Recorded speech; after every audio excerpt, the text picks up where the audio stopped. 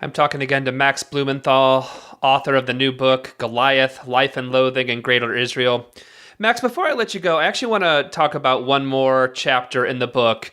And again, we're talking, what we've talked about here are like, we've talked about maybe 3 chapters in this book. And this book, it really, I haven't had time to read the whole thing, but the few chapters I've read have just floored me.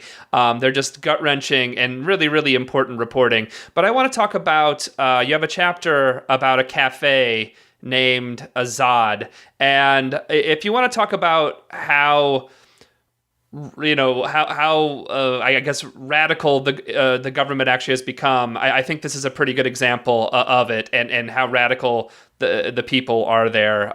It's a pretty frightening story and a really heartbreaking one. Tell us about the cafe called Azad.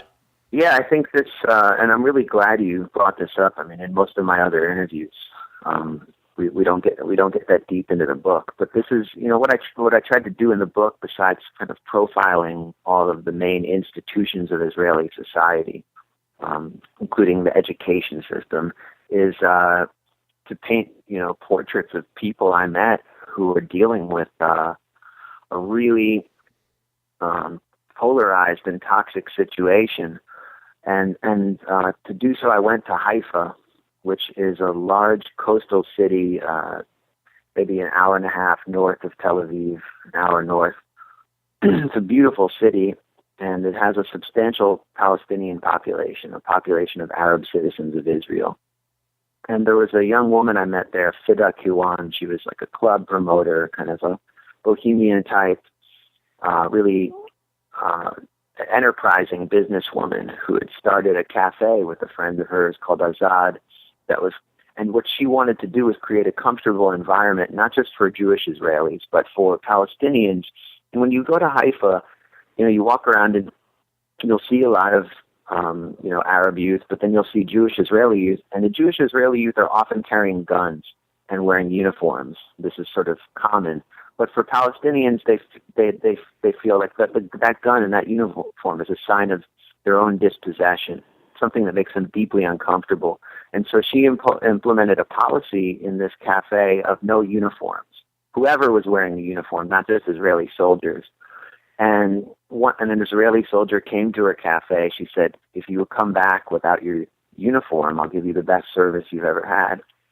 He came back with a hidden camera, recorded her saying that, and then went to this right-wing youth group called Im Tirtzu, which has been endorsed by Benjamin Netanyahu.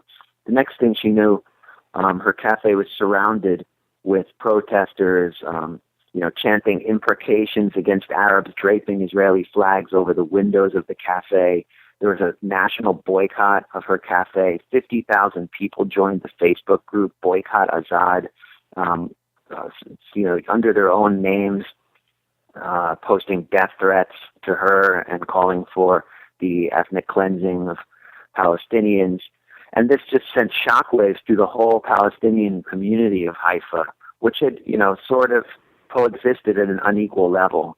And when I met Fida, she had already lost, she had her cafe shut down by the city, which slapped her with all kinds of health code violations, which is obviously a form of harassment, making it impossible for her to maintain the cafe. Her windows had been smashed the night before of the shut down cafe. I think shattered glass windows has dark resonances, especially in Jewish history, of a store belonging to the ethnic outclass. And she was making plans to basically self-transfer, to transfer herself to Ramallah, because she said, the occupation's out in the open there. Here, there's, I'm still under occupation, but it's hidden behind all these layers of fake democracy. And I just want to be with the people who at least know they're occupied.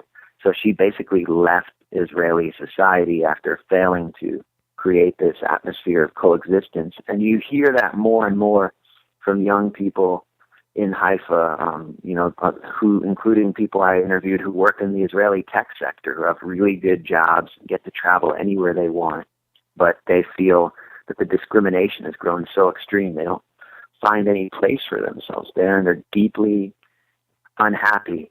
So I think, by what I set out to do is not just paint a picture of occupation, but to go inside Israel and meet the Palestinians there who are at the top of the Palestinian totem pole and describe their lives back to Americans who are unfamiliar with this element of people inside Israel, who are whose fate is absolutely decisive, I think, to the state of Israel's future and to the image that it seeks to project as a democracy.